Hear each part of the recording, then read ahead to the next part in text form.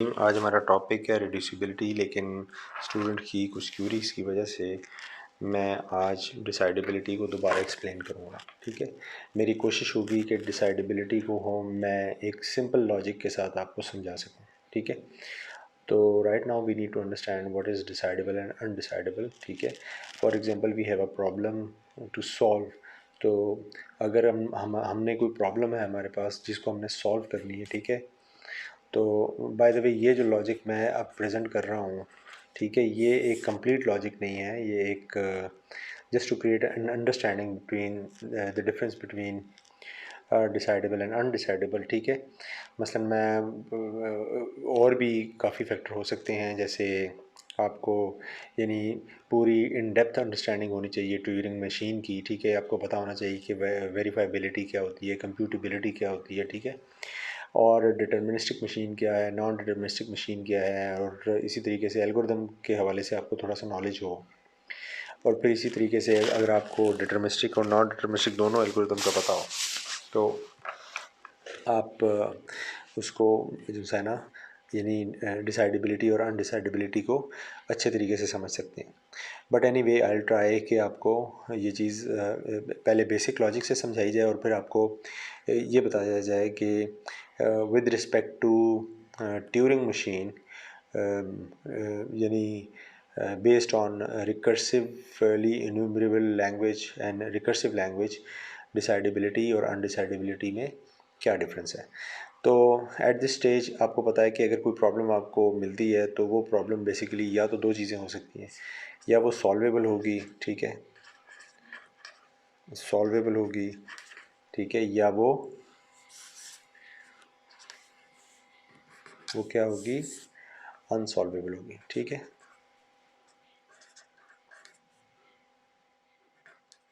Unsolvable होगी। ठीक है, तो इससे क्या मतलब है, इसका मतलब ये है कि अनसॉल्वेबल तो आउट ऑफ क्वेश्चन हो गया ना, यानी कि उसकी कोई सोल्यूशन स्पेस नहीं है, we don't have any solution space, ठीक है, टू सॉल्व अ प्रॉब्लम। ठीक है, अभी with respect to Turing machine हम बात नहीं कर रहे, हम जेनेरिक बात कर रहे हैं। ठीक है, और सॉल्वेबल कौन से होंगे, सॉल्वेबल दो तरह के होंगे। इसकी फर्दर क्लासिफिकेशन अगर हम करें तो एक जो होगी वो होगी हमारे पास डिसाइडेबल, और दूसरी होगी हमारे पास अनडिसाइडेबल। ठीक है, अनडिसाइडेबल। ठीक है, तो डिसाइडेबल और अनडिसाइडेबल से क्या मुराद है, फ़र्ज़ करें डिसाइडेबल वो वाली तमाम की तमाम प्रॉब्लम होंगे with respect to their languages जो जिसके लिए कोई मशीन या एल्गोरिदम डेवलप की जा सके। ठीक है ना, या जिसके लिए कोई एल्गोरिदम एग्जिस्ट करता हो। ठीक है, एल्गोरिदम एग्जिस्ट करता हो। ठीक है, या कोई प्रोसीजर हो। ठीक है, और ये दिस इज़ ओनली प्रोसीजर। ठीक है, अब इन दोनों में फ़र्क क्या है मैं बताता हूँ आपको। ठीक है, अच्छा, प्रोसीजर से मुराद बेसिकली जैसे हमें पता है कि प्रोसीजर से मुराद ये होती है कि आप यानी step by step instruction to solve a particular problem. ठीक है ना, प्रोसीजर से मुराद ये। ठीक है, you have a step by step instruction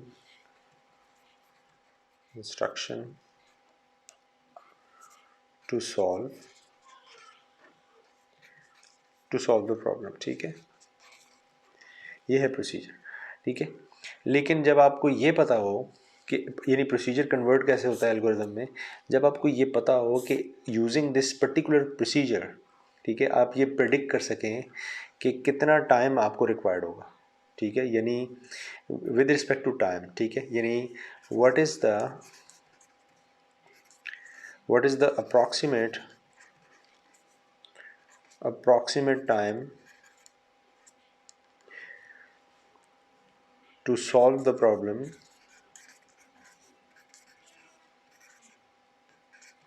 problem using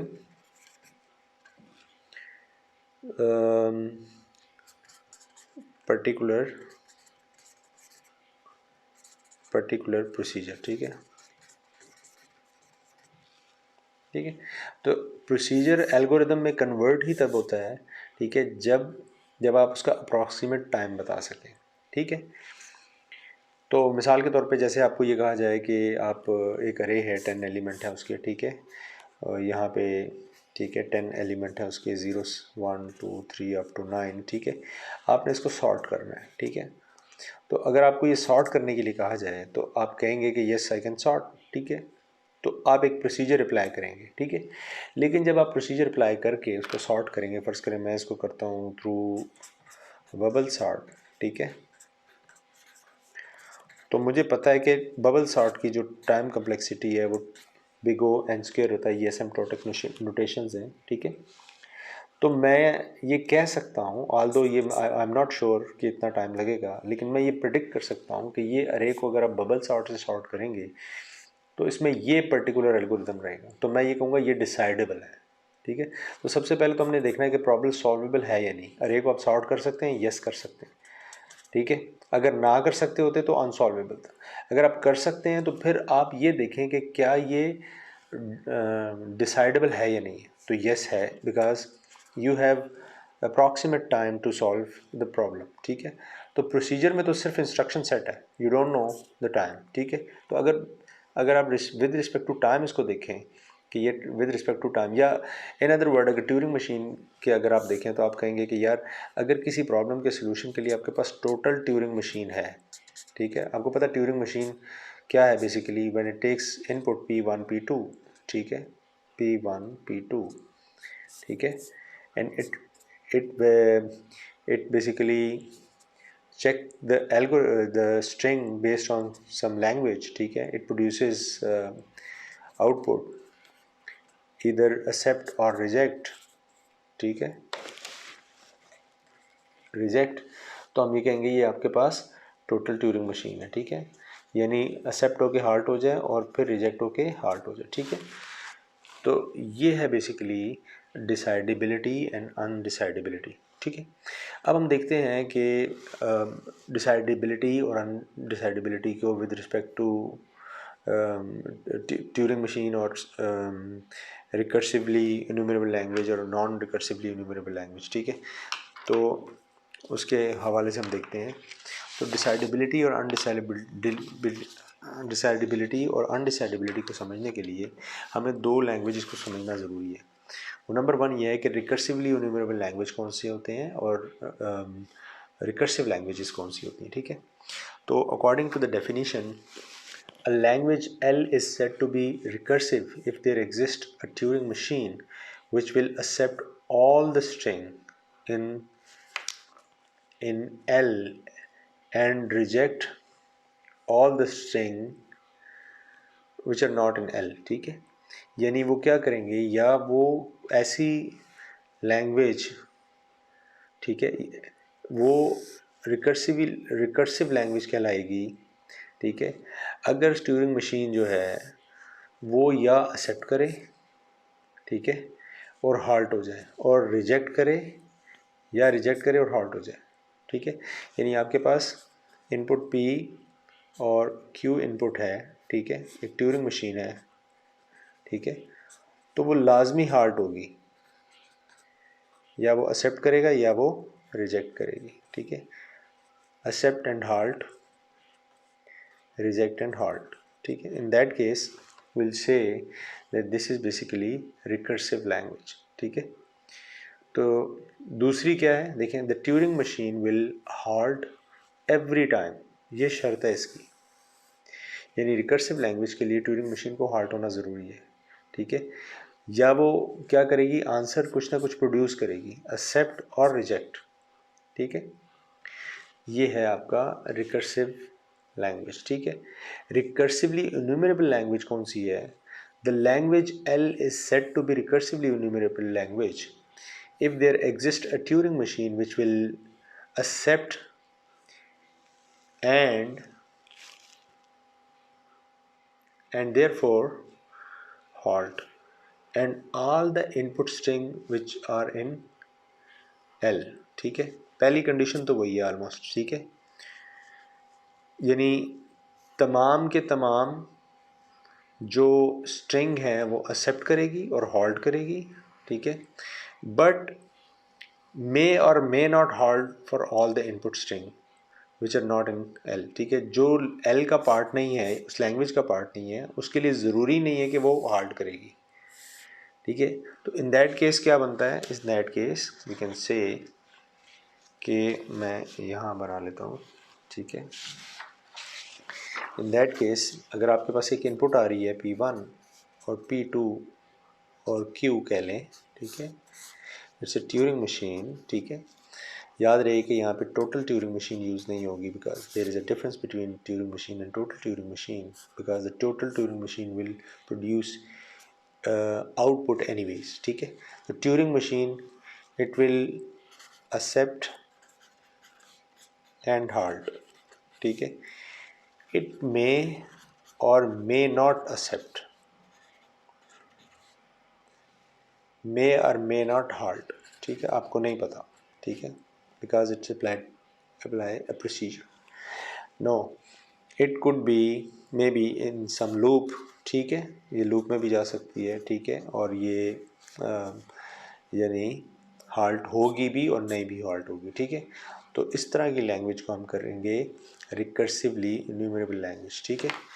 अब देखते हैं कि decidability based on recursively enumerable language and recursive language decidability क्या है, ठीक है। पहले हमने बिल्कुल आसान उसमें लेमैन में समझा कि डिसाइडेबिलिटी और अनडिसाइडेबिलिटी क्या है। अगर आप इसको बिल्कुल बॉटम लाइन पे देखें, यानी पंच लाइन देखें, तो डिसाइडेबल लैंग्वेजेस वो वाली होती हैं, ठीक है, जिसके लिए कोई ना कोई एल्गोरिदम हो, कोई ना कोई एल्गोरिदम आपके पास हो, ठीक है। और अनडिसाइडेबल वो होंगी जिसका कोई एल्गोरिदम नहीं होगा, ठीक है, जिसका कोई प्रूफ नहीं होगा, ठीक है। वो हॉल्ट भी हो सकती है और हॉल्ट नहीं भी हो सकती, ठीक है। तो अब देखते ये हैं कि जैसे हमने पहले इसको डिस्कस किया, ठीक है, कि प्रॉब्लम सॉल्वेबल है या नहीं सॉल्वेबल। अगर सॉल्वेबल है तो वो डिसाइडेबल होगा या अनडिसाइडेबल होगा, ठीक है। अनडिसाइडेबल वो होगा जिसका सिर्फ प्रोसीजर तो होगा, यानी इंस्ट्रक्शन तो होंगी उसको सॉल्व करने की, लेकिन एक्चुअली आपको ये नहीं पता होगा कि कोई ना कोई आउटपुट प्रोड्यूस होगी बेस्ड ऑन इट्स टाइम और बेस्ड ऑन, ठीक है। लेकिन रिकर्सिवली यानी रिकर्सिव लैंग्वेज और रिकर्सिवली इन्यूमरेबल लैंग्वेज के पर्सपेक्टिव में अगर आप देखें तो ट्यूरिंग मशीन को हॉल्ट होना ज़रूरी है रिकर्सिव लैंग्वेज के लिए, और रिकर्सिवली इन्यूमरेबल लैंग्वेज के लिए the language will be the Turing machine will be halt और मे नॉट हॉल्ट, ठीक है ना। अगर उसकी लैंग्वेज के सारे एग्जिस्ट कर रहे हैं, ठीक है, तो वो क्या करेगा, वो हॉल्ट होगा और ये अदरवाइज हॉल्ट नहीं होगा, ठीक है। तो ये इसको हम इस तरीके से भी समझ सकते हैं, ठीक है। अब ये देखते हैं कि इससे क्या मुराद है बेसिकली डिसाइडेबल और अनडिसाइडेबल लैंग्वेज, ठीक है। जैसे कि मैंने पहले आपको इसकी दोनों की डेफिनेशन बता दी कि रिकर्सिव लैंग्वेज और रिकर्सिवली इन्यूमरेबल लैंग्वेज में क्या डिफरेंस है। अब ये देखते हैं कि डिसाइडेबल लैंग्वेज कौन सी होती है, ठीक है। तो a language L is decidable if it is recursive language. इसका मतलब होगा कि रिकर्सिव लैंग्वेज जितनी भी हैं वो डिसाइडेबल हैं। All the decidable languages are recursive languages and vice versa, ठीक है। तमाम डिसाइडेबल लैंग्वेजेस जो हैं वो रिकर्सिव लैंग्वेजेस होंगी, ठीक है। तो इससे हमें पता लग गया कि जो रिकर्सिव लैंग्वेज है वो डिसाइडेबल लैंग्वेज है, ठीक है। अब पार्शियली रिकर्सिव क्या है, पार्शियली रिकर्सिव ये है language L is partially decidable if the language is recursively enumerable language. और हमने ये देखा है कि रिकर्सिवली इन्यूमरेबल लैंग्वेज कौन सी होती है। तो हमें ये पता लग गया है कि रिकर्सिवली इन्यूमरेबल लैंग्वेज के लिए जो सा है वो सारी की सारी पार्शियली, बिकॉज इट मे और मे नॉट हॉल्ट, ठीक है। तो अभी आपको पता नहीं है कि ये हॉल्ट होगी या नहीं होगी, ठीक है। तो ये लूप में भी जा सकती है फॉर एग्जांपल, ठीक है, it can not produce any output, ठीक है। बट डिसाइडेबल लैंग्वेज में आउटपुट प्रोड्यूस होगी, आउटपुट विल प्रोड्यूस, ठीक है, वेदर इट इज़ एक्सेप्ट, अगर वो लैंग्वेज का पार्ट है एक्सेप्ट, और अगर नहीं है तो रिजेक्ट, और and obviously it will accept and halt, and it will reject and halt, ठीक है। तो there is a main difference, ठीक है। अच्छा, अनडिसाइडेबल कौन सी है? फिर तो ये ज़ाहिर है जो डिसाइडेबल नहीं है वो अनडिसाइडेबल है, ठीक है। तो अनडिसाइडेबल लैंग्वेज के लिए हम ये कह सकते हैं कि आपके पास a language is undecidable if it is not decidable. Obvious सी बात है। An undecidable language may be some time partially decidable, क्योंकि आपको नहीं पता होता कि ये जो है लैंग्वेज वो हॉल्ट होगी या नहीं होगी, ठीक है। In the case if it is halt तो we can say it is partially decidable language, ठीक है। तो इसलिए बट जो जो जनरल फिनोमेना वो ये है कि if a language is not even partially decidable then there exist no Turing machine for that language, ठीक है। अगर आपको ये पता है कि लैंग्वेज जो है वो पार्शली डिसाइडेबल नहीं है तो उसके लिए कोई ट्यूरिंग मशीन जो है वो एग्जिस्ट नहीं करेगी, ठीक है। तो ये वही वाली बात आ गई कि जैसे हमने पहले जिक्र किया यहाँ पे कि जो अनसॉल्वेबल है वो अनडिसाइड सॉरी जो जिसका कोई प्रोसीजर तो है लेकिन उसकी कोई ट्यूरिंग मशीन प्रोड्यूस नहीं हो सकती, नो ट्यूरिंग मशीन, ठीक है।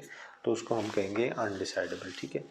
अब देखिए हम इसका एक टेबल प्रोड्यूस करते हैं, ठीक है, जो हमें ये बताएगा डिसाइडेबिलिटी और अनडिसाइडेबिलिटी किस तरीके से बेस्ड ऑन रिकर्सिव और रिकर्सिवली इन्यूमरेबल लैंग्वेज हम किस तरह इसको डिसाइडेबल और अनडिसाइडेबल कह सकते हैं, ठीक है। फॉर एग्जांपल अगर ये मैं कह रहा हूँ रिकर्सिव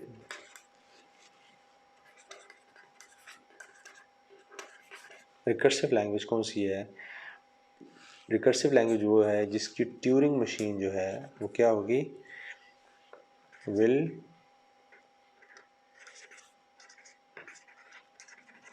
ऑलवेज हॉल्ट, ठीक है, ठीक है।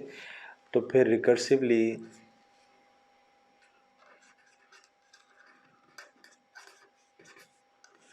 जो innumerable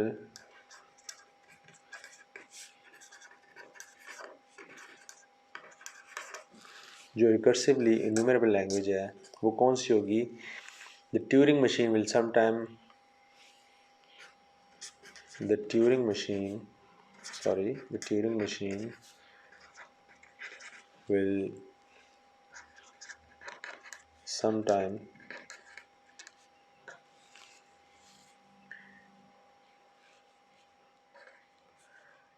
and may not halt,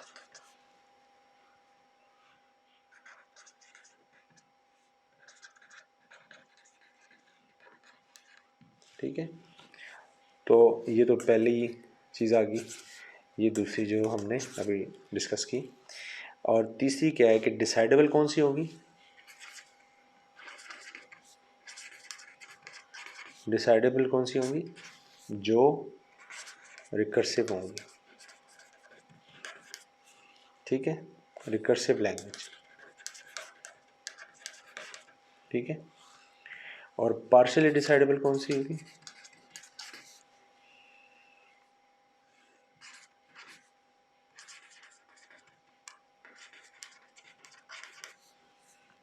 partially decidable language वो होंगी रिकर्सिवली इन्यूमरेबल लैंग्वेज,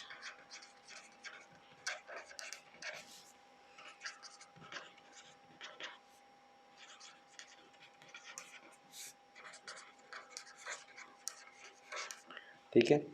और लास्ट में अनडिसाइडेबल कौन सी होगी? अनडिसाइडेबल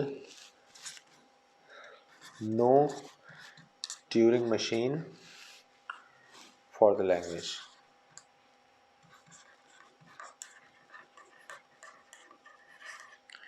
तो बेस्ड ऑन दिस चार्ट आप बड़े अच्छे तरीके से समझ सकते हैं, ठीक है।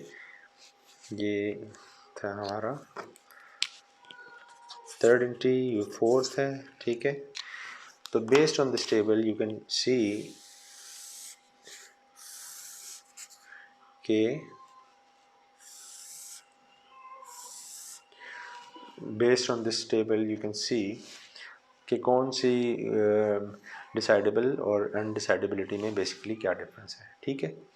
अब देखते हैं हमारे पास एक एक और चीज़ है जिसे हम कहते हैं डिसाइडेबिलिटी टेबल, ठीक है।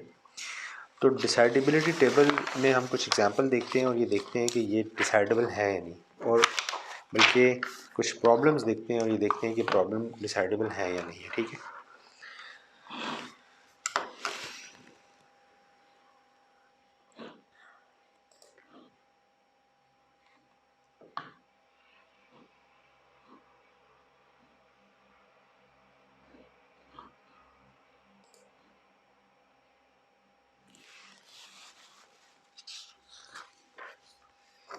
ये था हमारा third page.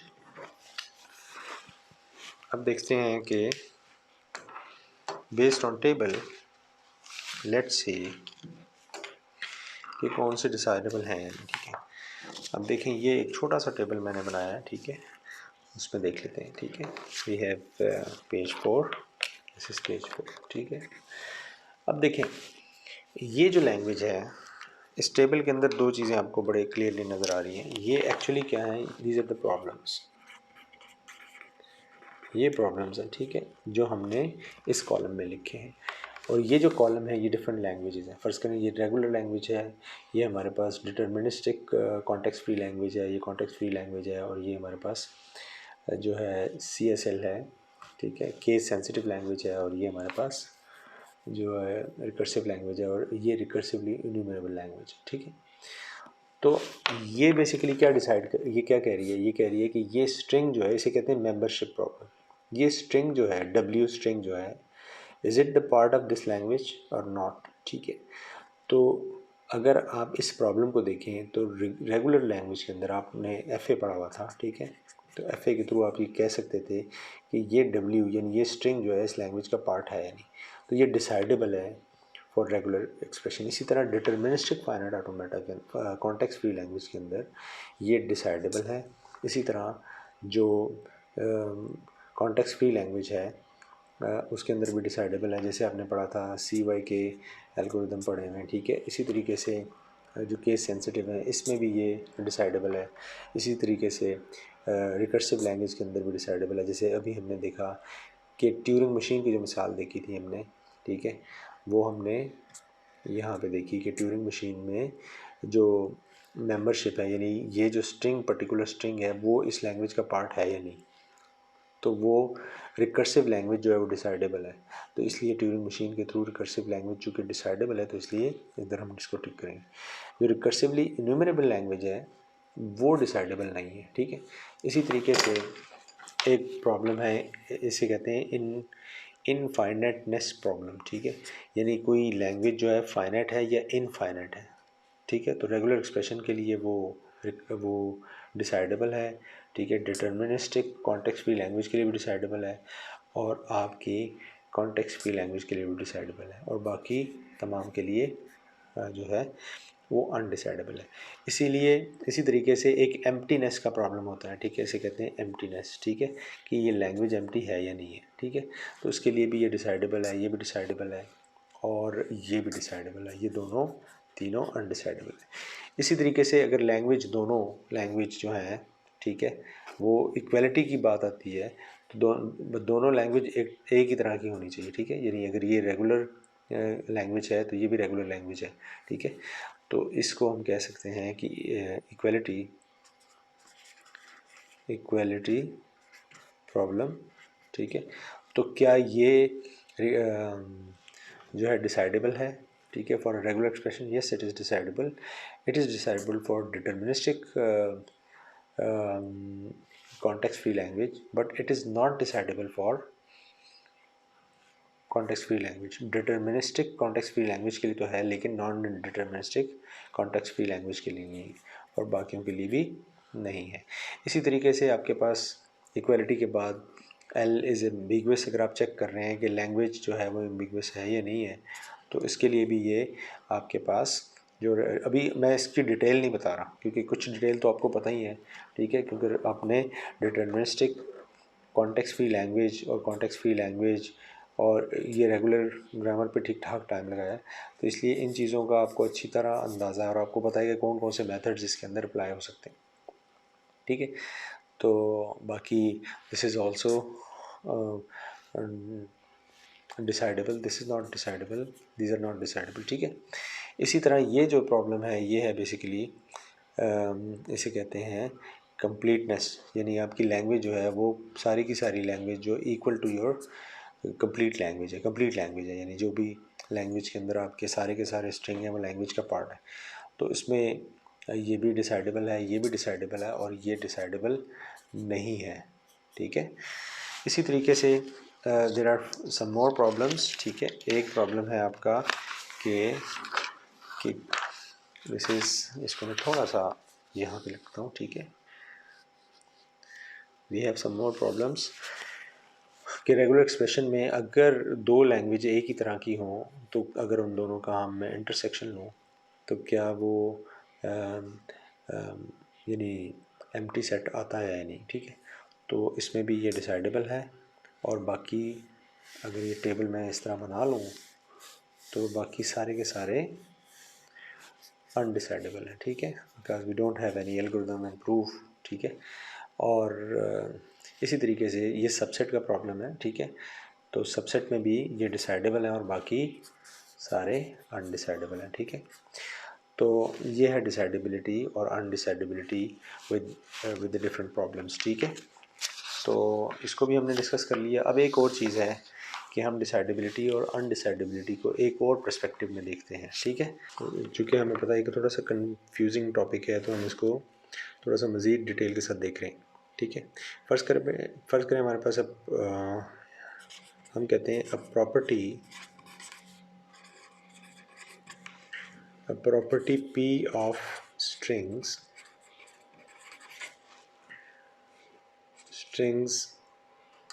said to be property of string is said to be P, ठीक है। तो फॉर अ स्ट्रिंग W, ठीक है, और WW, ठीक है। तो हम ये कहते हैं कि इस WW स्ट्रिंग से अगर कोई लैंग्वेज प्रोड्यूस हो रही है, ठीक है, और उसकी तमाम के तमाम जो स्ट्रिंग्स हैं, जितने भी स्ट्रिंग्स हैं, हम उसको एक फ़र्ज़ करें कि एक लैंग्वेज बैग में डाल देते हैं, ठीक है। फ़र्ज़ करें इससे स्ट्रिंग प्रोड्यूस हो रही है x1 x2 x3 up to xn produce हो रही है, ठीक है। ये हमारे पास एक लैंग्वेज बैग है, ठीक है, और कोई ट्यूरिंग मशीन है जो इसको वेरीफाई कर रही है, ठीक है। यानी इसमें से हम W स्ट्रिंग ले रहे हैं, ठीक है, और वो उसको ट्यूरिंग मशीन वेरीफाई करती है, या वो एक्सेप्ट करती है या वो रिजेक्ट करती है, and obviously accept and halt, ठीक है, एंड रिजेक्ट एंड हॉल्ट करती है। तो हम ये कह सकते हैं कि ये लैंग्वेज जो है ये डिसाइडेबल है, ठीक है। इसको हम टोटल ट्यूरिंग मशीन कहेंगे, ठीक है। तो हम ये कहेंगे कि ये क्या है, बेसिकली ये क्या है, डिसाइडेबल है, ठीक है, डिसाइडेबल है, ठीक है। हम इसको कहेंगे डिसाइडेबल, ठीक है। और अगर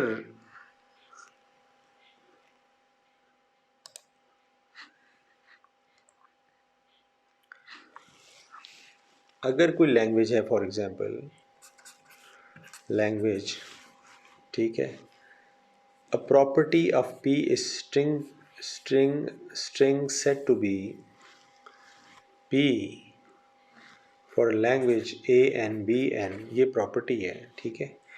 तो फ़र्ज़ करें इसको अगर मैं एक बैग में डालूँ और इससे जितने भी लैंग्वेज प्रोड्यूस हो रही है, फ़र्ज़ करें A B, ठीक है, A B या A4 B4 so and so on, ठीक है।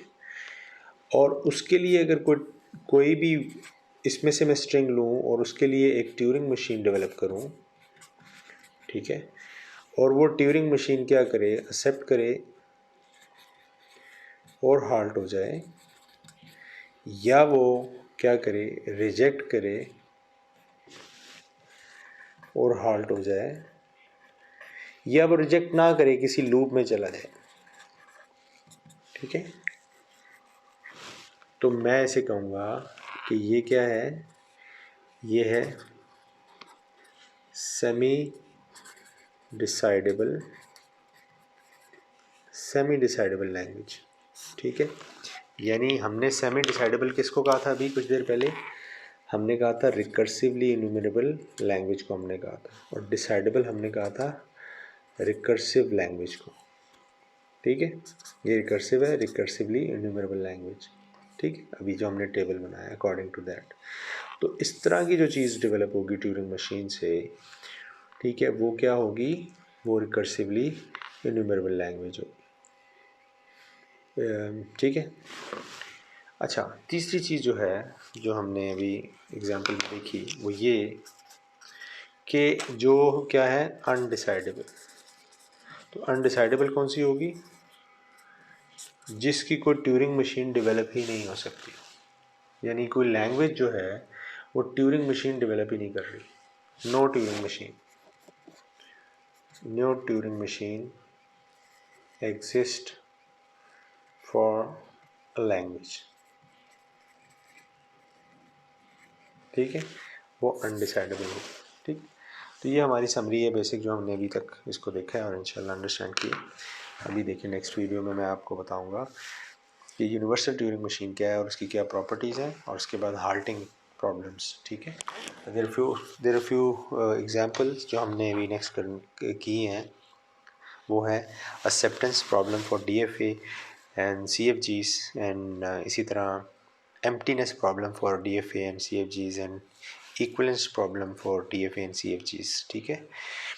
इसी तरह यूनिवर्सल ट्यूरिंग मशीन है, और फिर Galilean paradox, and there are so many other things we'll discuss inshallah.